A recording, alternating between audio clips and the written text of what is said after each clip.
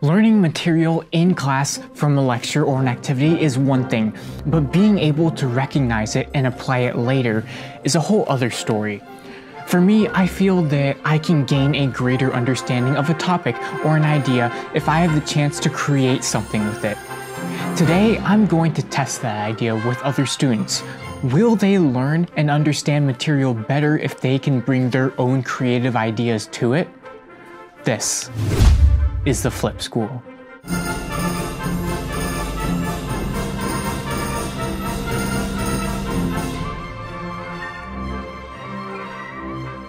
Miss Boudreau, my AP Lang teacher last year, was kind enough to allow me to teach her current AP Lang classes about satire. Since the students had already been introduced to the concept and had a lesson on it, I felt it would be beneficial to have them look at the applications of satire. The first thing I started off with when creating this lesson plan was to become more familiar with the concept I would be teaching. After all, I find that it's always beneficial to know more than what you might end up teaching. In my research, I came across this AP prompt from all the way back from 1998, and it's an essay prompt that asks the student to analyze the rhetorical strategies and persuasiveness of two letters. One is a request from the executive vice president of Coca-Cola to a New York publisher asking them to stop using the phrase, "it's the real thing," in its advertising. And the other letter is a satirical response from that publisher.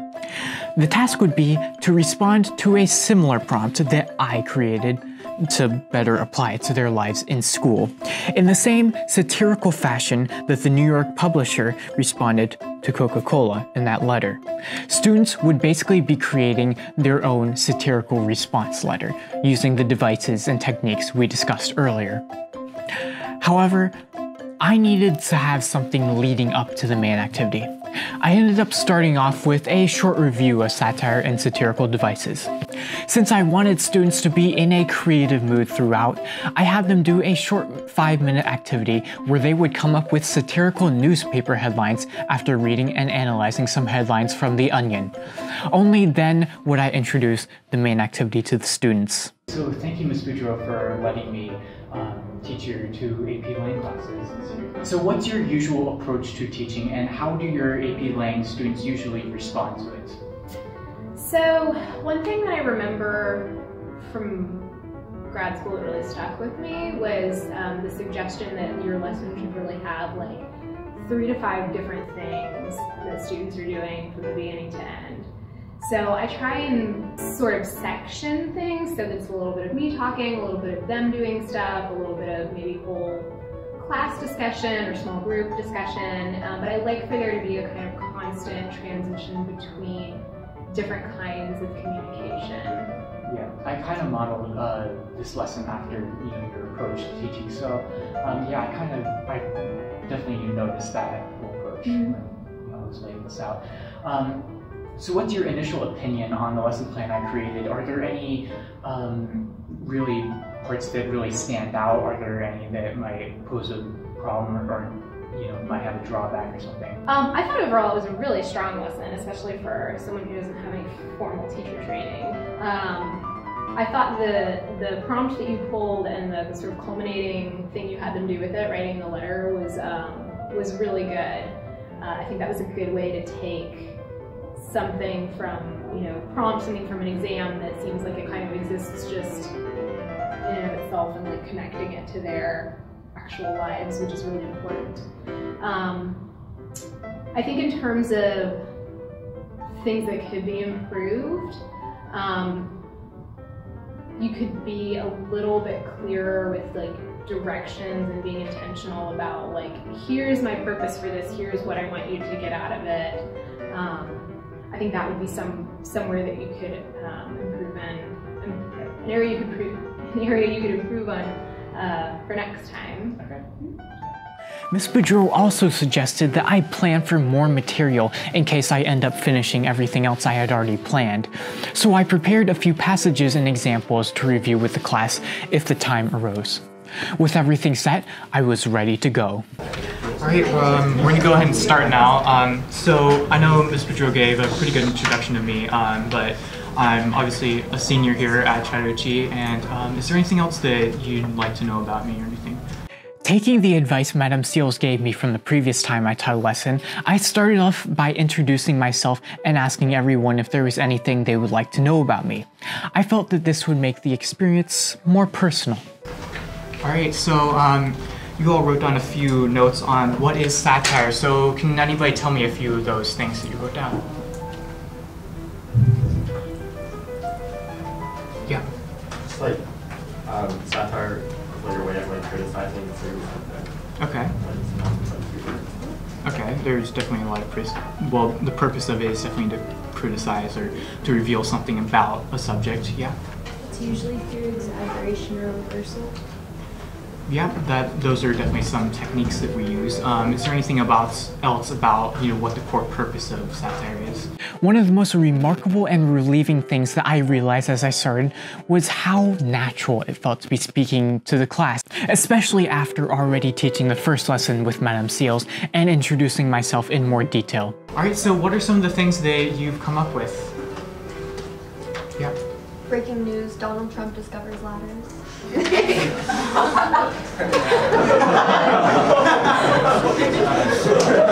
That would be pretty funny if you just didn't know ladders existed this entire time. Anything else? Breaking news, Indian student awakens from 30-minute coma in English classroom.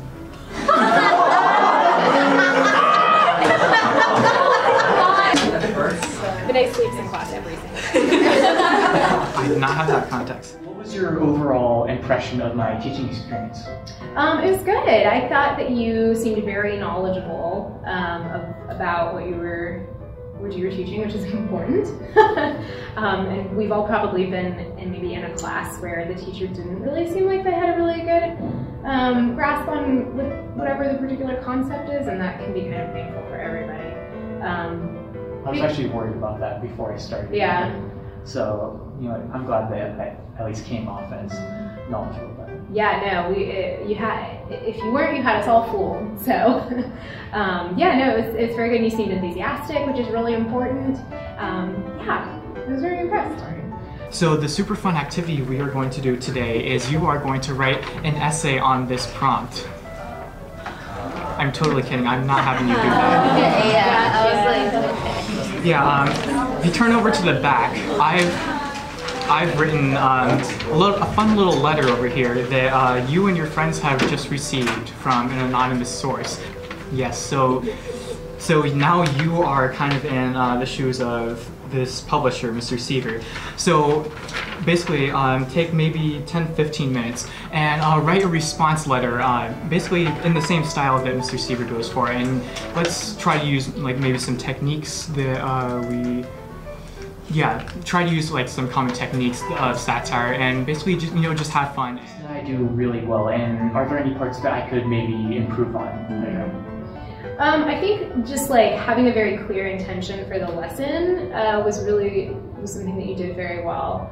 I think clarity of, again, like what sort of the overall purpose is, because you knew that and I knew that because we had talked about it, but I think like it's really important also to make sure that students know why they're being asked to do what you're telling them to do, so that it doesn't just become a like, and I'm not saying this happened with the lesson yesterday or 2 days ago, but it's really important for it never to be like a, well, you have to do this because I told you to kind of thing.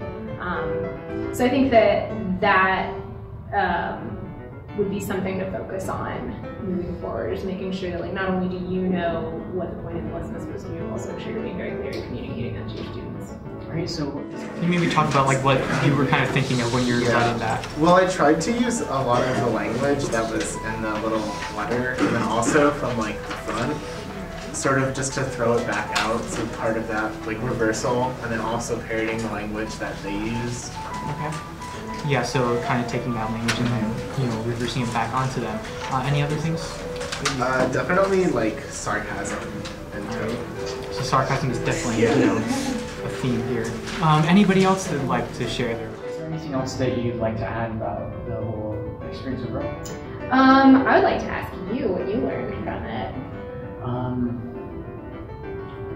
Or maybe like what was something that surprised you? Yeah, I think because I did this one time before, and I felt at least this time it was easier to ask follow-up questions and just to try and keep the students engaged in the lesson, because I had a set list of things that I was going to ask them, I was planning on doing, but I found it surprisingly easy to also, ask questions that probe deeper into maybe their answers or maybe just the thing that I had prepared before. Yeah. So yeah, that's good. That's a lot of what teaching is too, just like having a plan, but also knowing when to veer from that, especially if a good opportunity presents itself. There is such an incredible amount of work, experience, and passion that goes into teaching, and I feel as if I've only barely scratched the surface of education. Yet, I hope to gradually uncover some of the wisdom teaching has to offer. So thank you again, Ms. Boudreau, for allowing me to teach 2 of your classes. And to you, the viewer, well, thanks for watching.